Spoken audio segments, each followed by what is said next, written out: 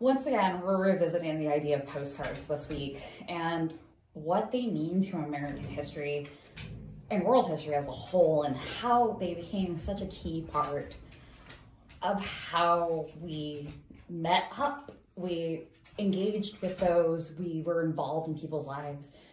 They're an incredible primary source as I've dug deeper into this subject matter, and a wonderful way to connect to those in the past. In one of the references I found, it was actually on border towns through Arizona and Texas, and how postcards romanticized these areas. It made them into things that were not necessarily this ideal space, but instead, these rough and tumble towns became these places that could be something more through the idea of postcards, especially in the early 1900s. This created this idea that they were safe, they were welcoming, they were wonderful areas to go and check out and investigate and become a place for romantic trysts, or areas such as that, which was what leads me into my secondary source, which is this idea that the Postal Service enabled this idea of these less than ideal areas becoming these romantic places that could be set up for romantic trysts or meetings or whatever you'd like to call them between people, because the Postal Service made postcards so easy to mail and so inexpensive to mail, and that during the late Edwardian period, they became a means to communicate amongst lovers and to set up times and places to meet in these areas like these border towns,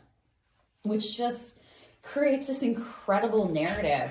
that lovers were meeting through the use of postcards because they could be sent so fast and so incredibly efficient, which just creates this completely different idea and world that you never knew existed, because you're thinking, when I'm looking for primary sources, I'm looking at letters, I'm looking at those types of documents. You're not looking at these little postcards, you're looking at these big written documents. And it was a way for lovers, though, to communicate in a much more simplistic way that was less suspicious, less obvious, less intense,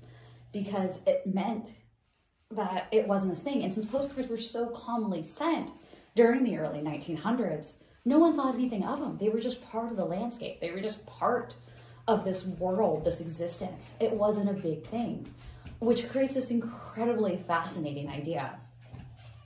And since these postcards were collected in such large quantities, that it was easy for these collections to become massive.